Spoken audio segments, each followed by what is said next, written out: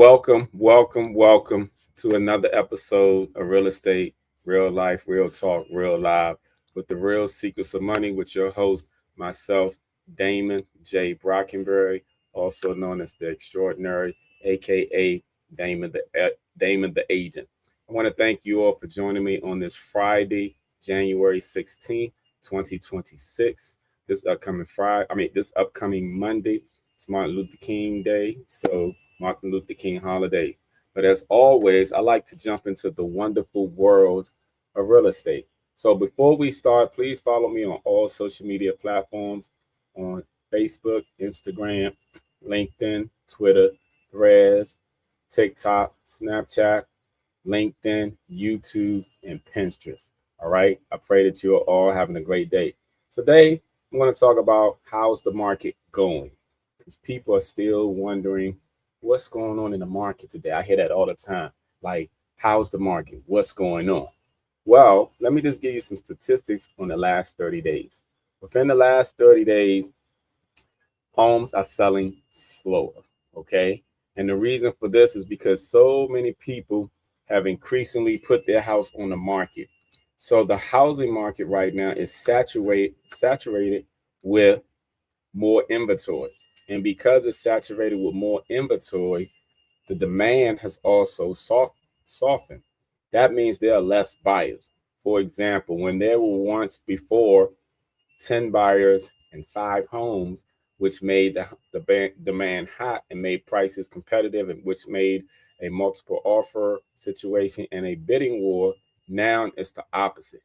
You have five buyers, 10 houses for sale. So now what buyers are doing, they're weighing their options. They're looking at all of their options. And on top of that, pending sales are dropping, meaning houses that have gone under contract that once will go to settlement are falling off a lot. This has all been going on within the last 30 days.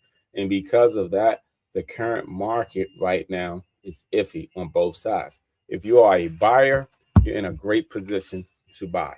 If you are a seller, you're praying that you get a good, solid buyer.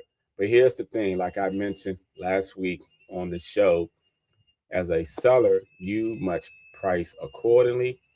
You must have your house showing well, and you must pack your patient and be realistic as far as the pricing is concerned.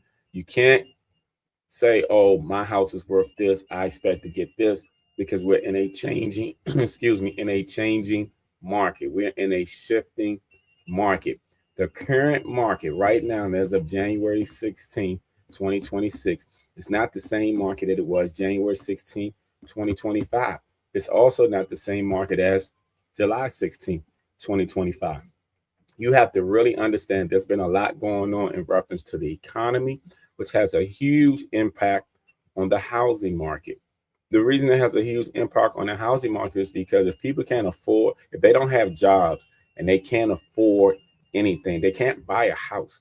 This is part of the reason why some houses are sitting on the market. Now, I know people be wondering, like, okay, Damon, I see you going to settlements. You're saying you're selling houses.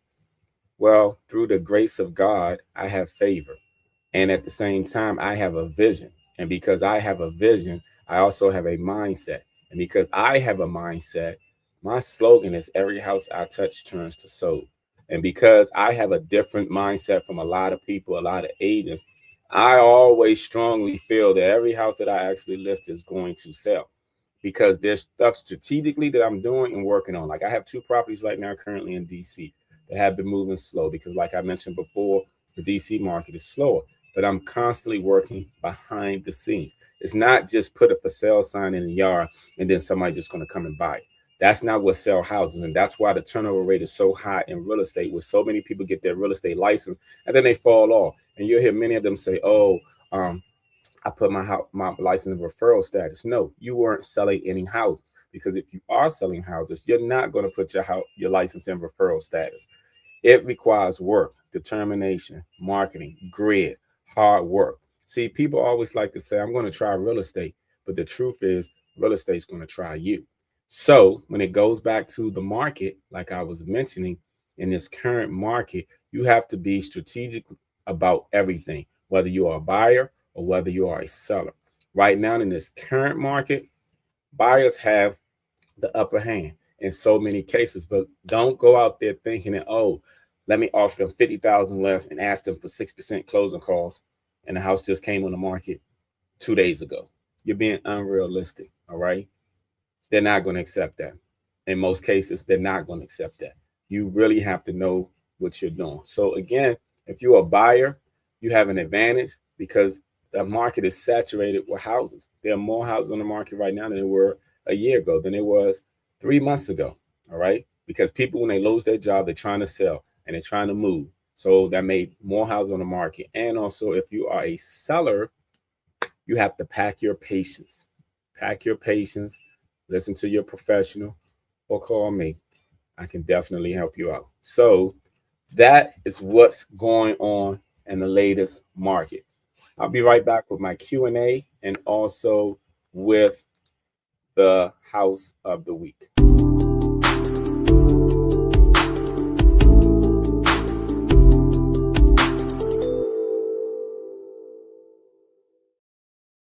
All right, all right, all right. So again, like I mentioned before, if you have not followed me on social media platform, please do so on Facebook, Instagram, LinkedIn, Twitter, Threads, Snapchat, TikTok, Snapchat, YouTube, LinkedIn. All right. Follow me on all of those platforms. All right. So I'm going to get into my Q&A session right now. So bear with me, please. All right. And if you have any questions that you would like answer, real estate questions, please feel free to send them to me immediately. All right. And I will answer them, because here's the thing: the question that you have, others have that same question. So the first question that we have today is, can you give me a breakdown of earnest money, down payment, and closing costs?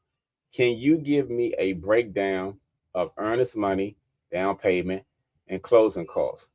That is a great question, because many people don't understand it. They don't understand the concept. And also, when they are making an offer on properties, they wonder why.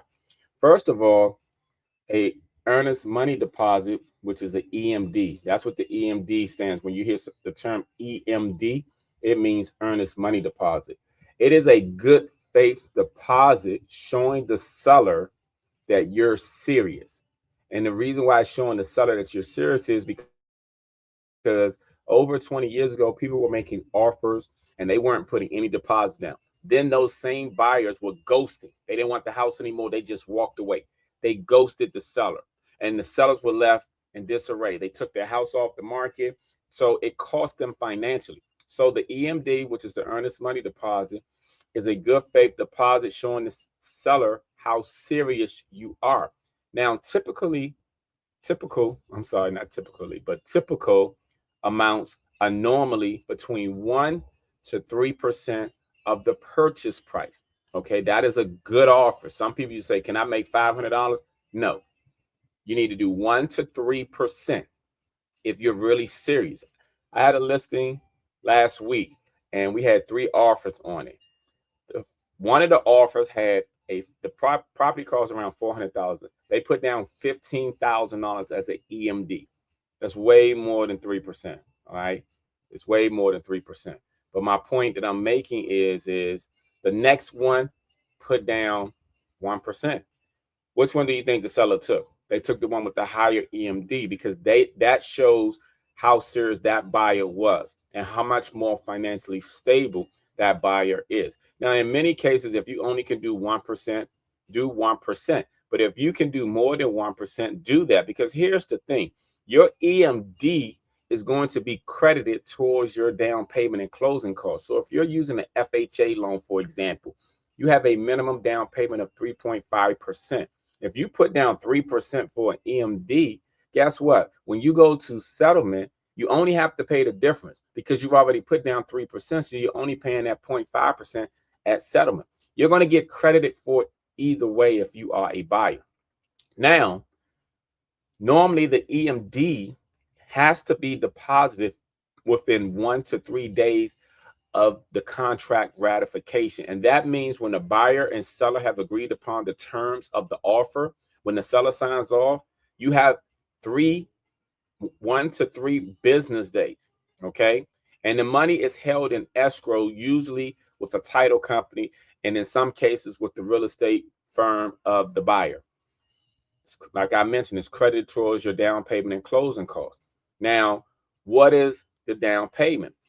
Your down payment is a portion of your purchase price that is not financed by the lender. Like I just mentioned about the FHA loan, where the minimum down payment requirement is 3.5%. That 3.5% that you put down is not financed by the lender. That's what you put down. If you're using a conventional loan, it's typical between 3% up to 20%. Normally, it's a 20% down payment when it's normally your second or more property using a conventional loan. When it's your first property using a conventional loan, it can be anywhere from 3 to 10%. It just depends. But let's say hypothetically, if it's a conventional loan and it's 10% and you're buying a home for $500,000, 10% is $50,000. So once you do the down payment of $50,000 on a $500,000 home, your lender is financing the $450,000. Now, closing costs. This closing costs covers, these are fees that finalize the transaction. This is accumulation of the down payment, the title companies, title insurance, loan origination and underwriting. In some cases, the appraisal, because sometimes the appraisals are paid out of closing. You know what I'm saying? So you'll see POC on the altar, which means, purchase out of closing. The transfer of recordation taxes, the prepaid taxes, and insurance. These are the things that accumulate the closing costs. Next question. New construction. Do you have to use the builder's lender? When you purchase a new construction, do you have to use the builder's lender? The short answer is no, but there's a catch. Here's the catch. Most builders in new constructions will strongly encourage you to use their preferred lenders in order to give you their incentives. For example, they'll say, we'll give you up to $35,000 if you use our lender and title company. That's the catch. You don't have to use their lender nor their title company. But in many cases, in order to receive the incentives that they are referring to, that's what makes a lot of buyers do so. Now, as your rights as a buyer, you're legally allowed to use any lender. You're legally allowed to use any title company. The builders can't force you. But here's the thing, because they make it so easy and most buyers walk into new construction without a real estate professional, they just go with the flow. But sometimes going with the flow can cost you money. I would strongly suggest, and this is just a pro tip from Damon the agent, I would strongly suggest that you get a real estate professional, because in most cases, the builders will pay a commission or a flat fee to the real estate professional that you get. And with that real estate professional, if they are knowledgeable, like I am, then it's going to save you money. It's going to save you money. Trust and believe. It's going to save you money. Let me give you a quick story of mine, okay? Because I have a lot of stories. But I had a buyer one time. We were looking at houses down in Waldorf. And when we were down in Waldorf, she happened to stop by a new construction because she wanted to see the house. She said, "Oh, Damon, I really like this house. I really want this house. But they told me that I have to put 5% down. And they told me that I had to do this and to do that." And I said, "Okay, let's go look at the house tomorrow." We went and looked at the house the next day. So, of course, the builders always have a representative sitting there. So I was like, okay, well, my client wants to offer this. And she said, the builders are not going to accept that. You know what I said? Do you make the final decisions for the builder? And who is your supervisor? She gave me her supervisor's name and number. I called and spoke to her supervisor. My client, she only put $1 down for the EMD. Now I'm talking about EMD, but she only put $1 down on new construction. And we got the property at the price that she wanted to get. The point that I'm making is if she would have went in there, she did go in there without me, but if she didn't use me and went through just the builder, The house would have cost her more. She would have had to put the 5% down that they was requesting, and I got more than just the lender incentives that they were offering. Because when you have a real estate professional such as myself, we save you money. We don't cost you money. Also, what is a chain and a chain-free sale? What is a chain and a chain-free sale? This term is more common internationally. Here in the United States, we don't really use that, but in the UK, they use that a lot. But the concept applies everywhere. Chain sale means a transaction where the buyer must sell their home before purchasing. Multiple deals are dependent on each other. Risk: one deal falls, all deals collapse. It's similar to like a contingency, like when a person is selling their home, but their home being purchasing home based off the contingency of them selling them here. Is based on the contingency of them selling their home, but we don't call it chain here. Like I said, those terms are used internationally. Chain free sale is no dependency on another sale. For example, buyer is renting, buyer is paying cash, seller already moved, new construction. Faster, cleaner, lower risk. So that's what chain and chain free mean. What is wholesale real estate? What is wholesale real estate? Well, wholesale real estate contracts is a property at a low price and assigns that contract to an investor for a fee. Wholesaler never owns the property, makes money via an assignment fee. An assignment fee. They can make anywhere from $5,000 up to $50,000, depending on the home. Just depends on the price of the home. They can even make more than $50,000, and they can make less than $5,000. It really depends. Okay, so nothing is set in stone in real estate. I just want people to understand that nothing is set in stone in real estate. Okay, nothing is set in stone in real estate. I just want people to understand that.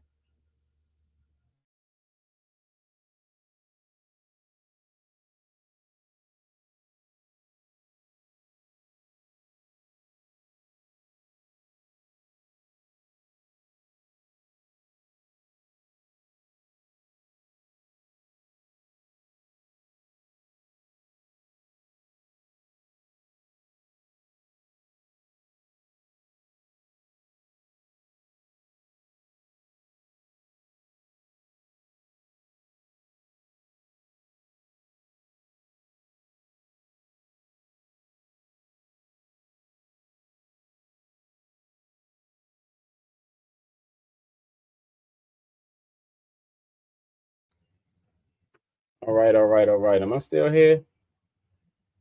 Okay, looks like I'm here. Look like I had some technical difficulties for a moment. So, like I was saying, in reference to the wholesale real estate is when a wholesaler contracts a property at a low price and assigns that contract to an investor for a fee. The wholesaler never owns the property. The wholesalers normally make between 5 to 50,000. That can be up or down because in real estate, nothing is set in stone. Okay, nothing is ever set in stone when it pertains to real estate. Everything is in writing, but everything is also negotiable in real estate. Normally, it's distressed properties or off-market properties, just so you know. All right, inspections beyond home inspections.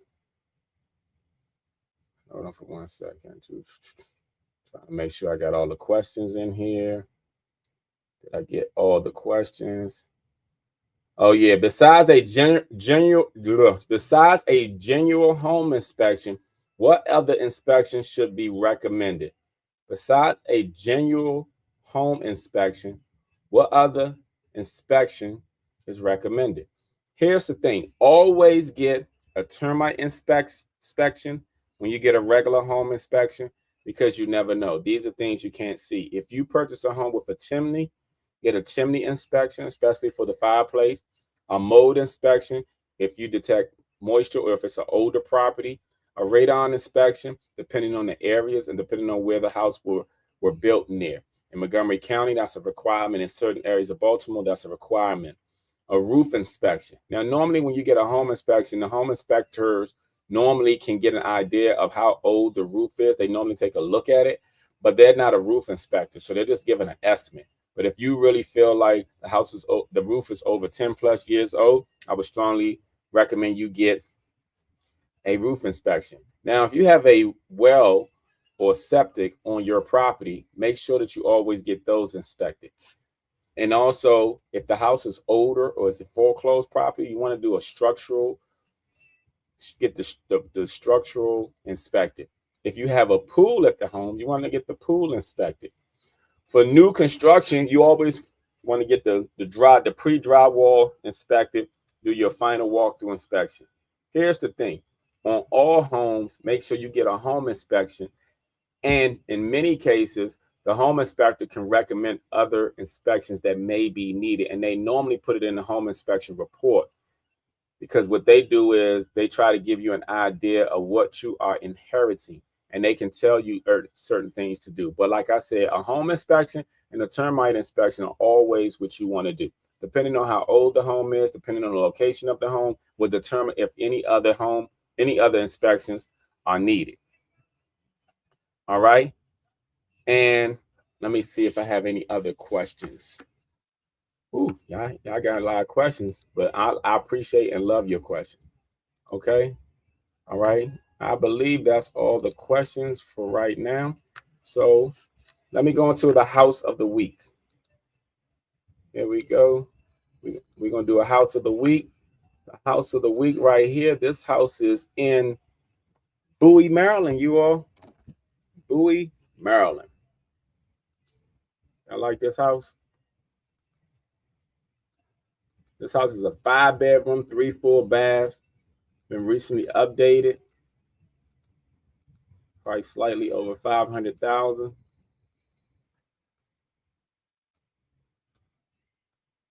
In Bowie, Maryland. If you are interested in this or any homes in Bowie, Maryland, or the DMV, please reach out to me.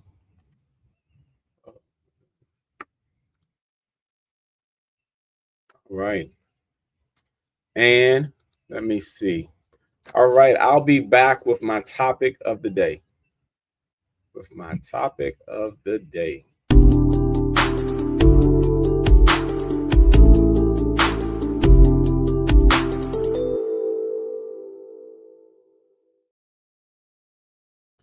All right.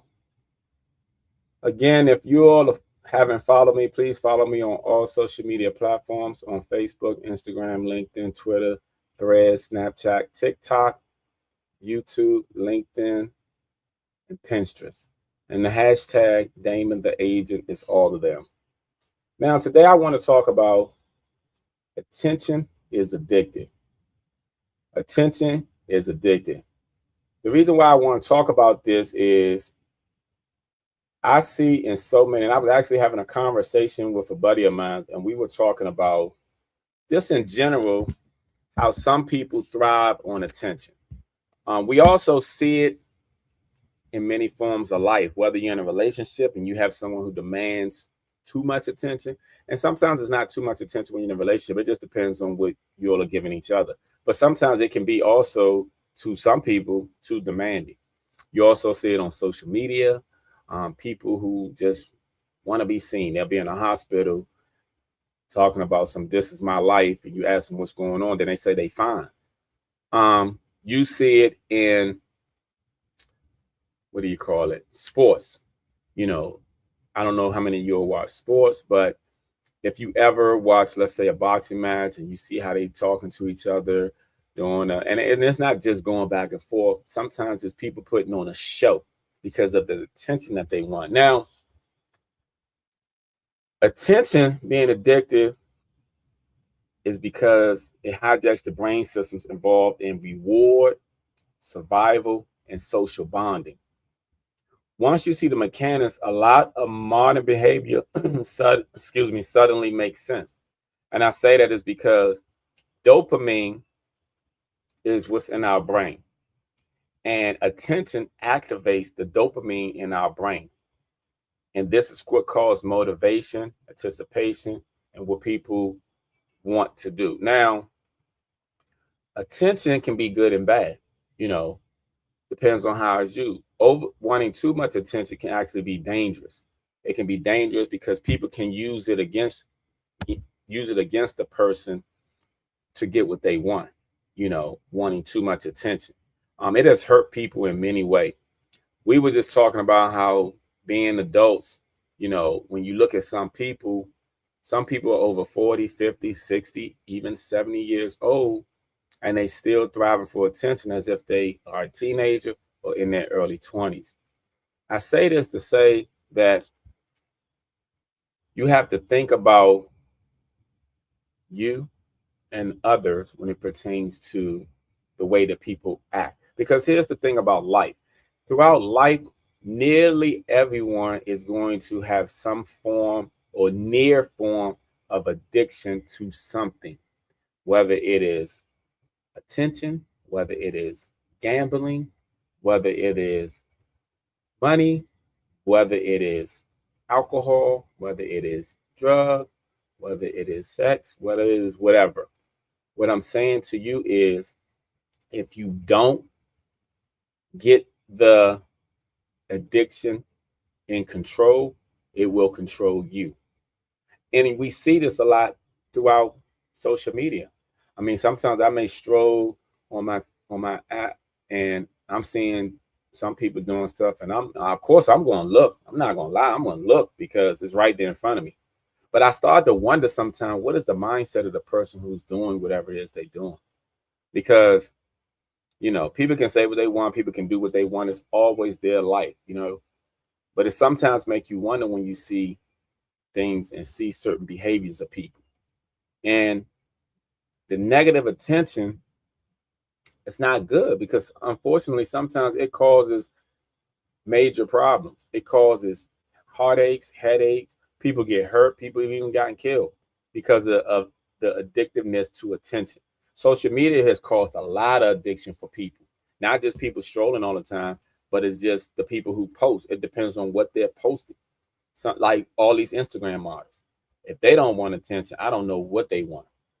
I mean, we know they want money, but we also know they want attention, and we know that a lot of them are competing against each other, really. So again, I just want to talk about again the addictiveness of attention. Attention is a drug, y'all, because it's not just the minimum attention that's being required and the minimum attention that's being sought. It's the big attention that's making it worse. And it seems like a lot of people who are growing up who are seeing people on social media and trying to imitate them, and that's hurting them because sometimes, unfortunately, people don't get attention at home. And because they don't get attention at home, they seek validation and attention elsewhere. That's why sometimes young men join gangs because they didn't get attention at home.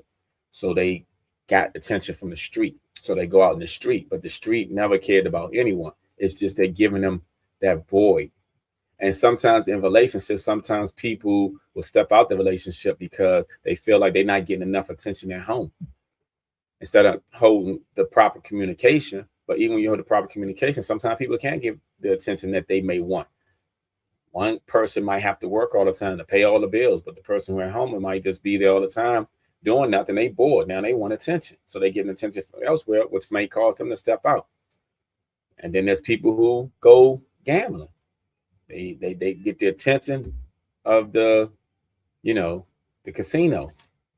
But like I said, when it pertains to attention, too much attention is an addictive and it's a drug. And the only thing I want to say is when it pertains to attention, evaluate how much you may need because sometimes you may need too much, while some people don't even need no attention at all. They still gonna move the way they move, but then there's some who want too much attention. Y'all ever see a dog, like a dog, and for the owners, they come home, they jumping all on you. You go in there, you sit on the couch, they sit with you. You go on the bed, they hop in the bed with you. Just like that dog wants attention. Unfortunately, there are human beings who are just like that dog. And the only thing I'm saying is, though, is as the owner, you can give that dog all the attention you want. Unless it's just you and the dog, that's fine. But if another person comes around, now you got to share that attention. And that's when it starts to become the dog gets to crying, barking. Same thing with human beings. Listen, attention is addictive. And addiction ain't really good. So check yourself, y'all. And we all know somebody who's like that. So that's what I wanted to say real quick. I'm gonna be come back with my recap.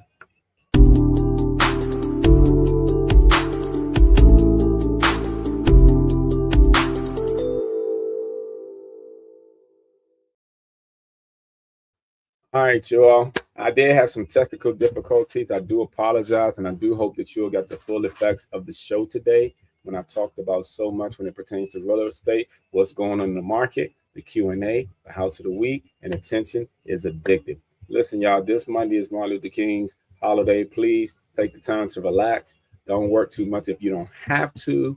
And I appreciate you all. Please follow me on all social media platforms and you'll have a great weekend. I shall see you soon. This has been Damon J. Brockenberry, the extraordinary Damon B. Agent. Have a great weekend, everyone.